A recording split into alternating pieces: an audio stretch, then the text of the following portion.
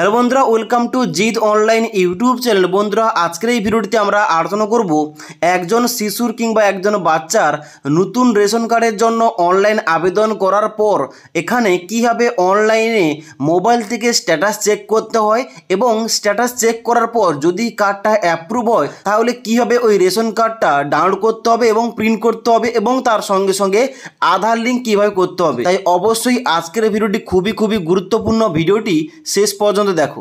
সবার প্রথম রেশন কার্ডের স্ট্যাটাস চেক করার জন্য অবশ্যই কিন্তু সবার প্রথম আসতে হবে department of food and supplies, government of West Bengal এই অফিসিয়াল ওয়েবসাইটে। এখানে আসার পর নিচের দিকে আসতে হবে।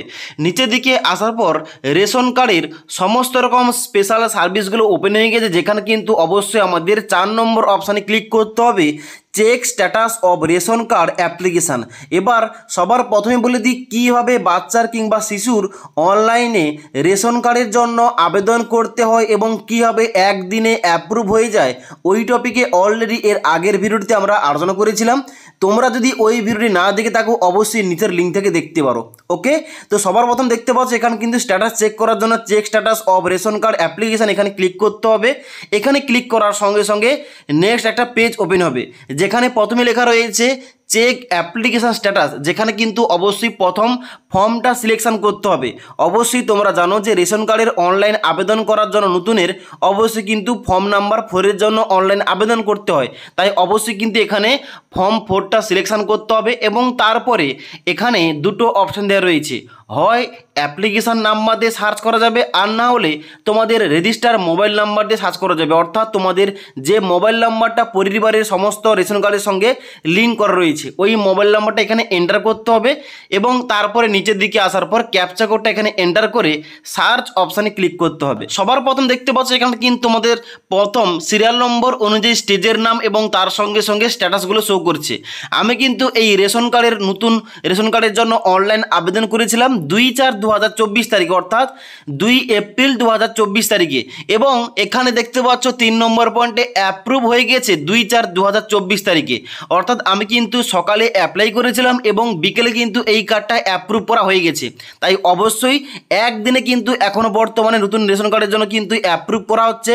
সঠিক পদ্ধতিতে তোমরা যদি অনলাইন আবেদন করে থাকো অবশ্যই কিন্তু এই রেশন কার্ডটা কিন্তু 1 থেকে 2 দিনে তোমাদের অ্যাপ্রুভ হয়ে যাবে। ওকে, তাহলে এখন বর্তমানে আমরা এই কার্ডটা কীভাবে ডাউনলোড করবো এবং তার সঙ্গে সঙ্গে এখানে কার্ডের নাম্বারটা কোথা থেকে পাবো। তোমরা নিচের দিকে আসবে, নিচের দিকে আসার পর দুটো অপশান দেওয়া রয়েছে, একটা হচ্ছে এক্সপোর্ট পিডিএফ এবং তারপর দেখতে পাচ্ছ একটা অপশান দেওয়া রয়েছে ভিউ কার্ড ডিটেলস। সবার প্রথম কি করতে হবে, ভিউ কার্ড ডিটেলস এখানে তোমাদের ক্লিক করতে হবে। এখানে ক্লিক করার সঙ্গে সঙ্গে কার্ডের কিন্তু দেখতে পাচ্ছ নাম্বারটা কিন্তু এখানে ইস্যু হয়ে গেছে এবং তারপরে কিন্তু কার্ডের ক্যাটাগরি কি রয়েছে এবং এপিএস এর নাম কি রয়েছে এখানে কিন্তু আমাদের শো করছে। এবার ডান দিকে দেখতে পাচ্ছ কার্ডটা ডাউনলোড করার জন্য ডাউনলোড ইআরসি নিচে একটা ডাউনলোড অপশান দেওয়া রয়েছে। এখানে ডাউনলোড অপশানে ক্লিক করলেই তোমাদের রেশন কার্ডটা ডাউনলোড হয়ে যাবে। এবার যখন তোমরা শিশুর রেশন কার্ড করবে অবশ্যই কিন্তু ফার্স্ট টাইমের জন্য তোমাদের আধার লিঙ্ক করতে হবে।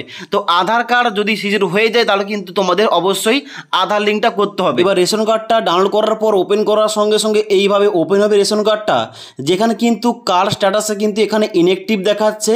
এখন কিন্তু বর্তমানে এই শিশু রেশন কার্ডের সঙ্গে আধার লিঙ্ক করার পর এখানে কিন্তু তোমাদের সাকসেস দেখাবে। তাই অবশ্যই পরবর্তী ভিডিওতে আমরা স্টেপ বাই স্টেপ দেখাবো কীভাবে নতুন রেশন কার্ড হওয়ার পর নতুন রেশন কার্ডের সঙ্গে আধার লিঙ্ক স্টেপ বাই স্টেপ করতে হয়, মোবাইল নাম্বার অ্যাক্টিভ করতে হয়, A to Z নিয়ে কিন্তু পরবর্তী ভিডিওতে আলোচনা করব। তাই অবশ্যই পরবর্তী ভিডিওটির নোটিফিকেশান সবার আগে পাওয়ার জন্য আমাদের চ্যানেলটি সাবস্ক্রাইব করে পাশ থাকা বেল আইকন প্রেস করে অল নোটিফিকেশানটা অন করে রাখবে। যখনই আমাদের চ্যানেলে কোন রকম ভিডিও পাবলিশ করা হবে ভিডিওর নোটিফিকেশানগুলো তোমাদের কাছে সঙ্গে সঙ্গে পৌঁছে যাবে।